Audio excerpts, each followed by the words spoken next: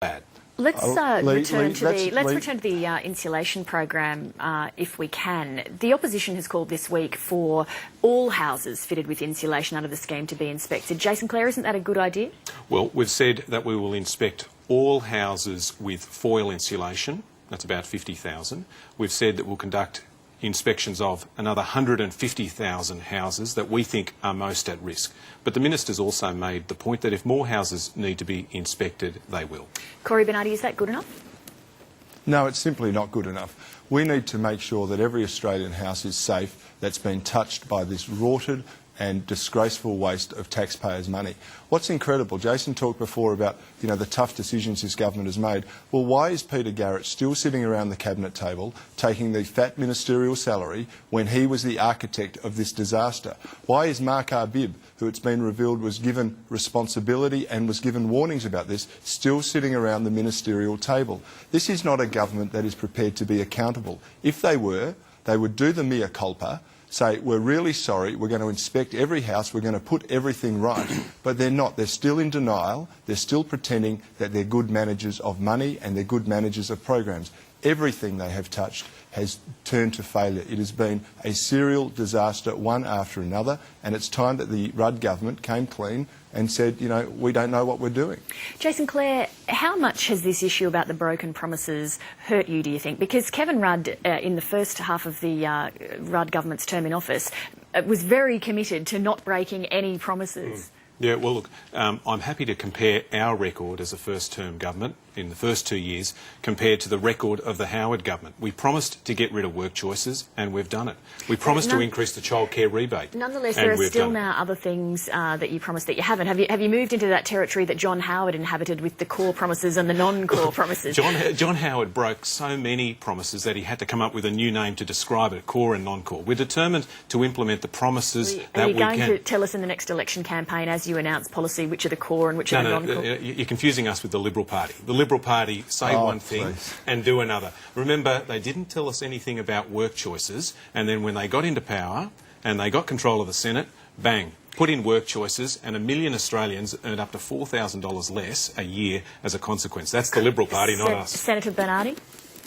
You want to know the difference between the Liberal Party and the Labor Party? The Liberal Party always ends up repaying Labor's debts. We inherited $96 billion of debt when we went into You're starting to sound a little bit like Barnaby Joyce, I'm sorry. And now what we have is a government that is plunging us into debt again and again. They won't talk about their broken promises of the childcare centres, which they also announced yesterday. Remember, there was going to be hundreds of new childcare centres to eliminate the double drop.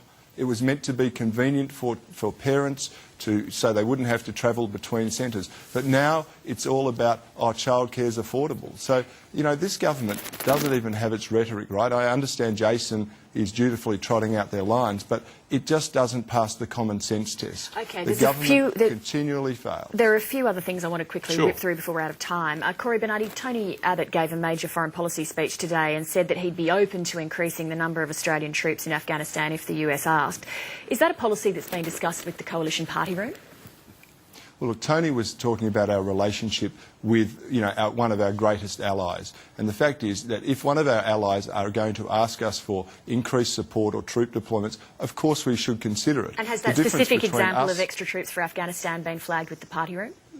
The difference between us and our policy of having an open mind and considering these things and Labor's is that Labor has said an approach would not be welcome. Now, what sort of friendship is that? I can only assume by you not answering the question that perhaps the issue hasn't been canvassed in the party room.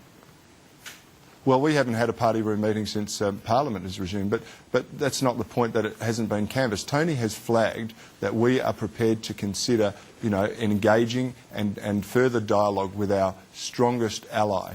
The Rudd government is not interested in that. It's not interested in supporting, the cause of freedom. It's only interested in what's electorally popular and what's politically expedient to try and get it re-elected. We're interested in the future of Australia. Well, the problem here, Lee, is too many thought bubbles and not enough policy. It's easy when you're in opposition to do a grab for TV news, but if you want to be Prime Minister, you've got to get serious, you've got to get off the bike, do the hard work and come up with detailed policies. This would be okay if it was an example on its own, but we had a policy earlier this week about teenage kids being sent off to work in the mines in WA. then a backflip when he realised that it wasn't a policy. There's been too much flip-flopping from Tony Abbott. You know, he was against the health package, then he was for it, then he's against it again. He was against increasing the corporate tax rate. Now he's for it. He was for an ETS, then he was against it, then he was for it, then he was against it again. He's flip-flopping everywhere. Lots of thought bubbles, no policy. And if you want to be treated as an alternative Prime Minister, you've got to get serious and do the hard work. Senator Bernardi, I'll get you to respond to that. Well, the problem with what Jason's saying is that this has been a government of thought bubbles. I mean, look at how they've created policy on the run and look at the consequences. The insulation scheme, a disaster. The Building the Education Revolution, billions of dollars rorted, and taxpayers' dollars that they're going to have to repay for, you know, decades to come. This is a government that rushes recklessly into programs that it has no idea how to administer because it is always I'm just wondering responding. if that attack is being blunted, that line of attack, by the fact that Tony Abbott seems to be announcing things willy-nilly as well.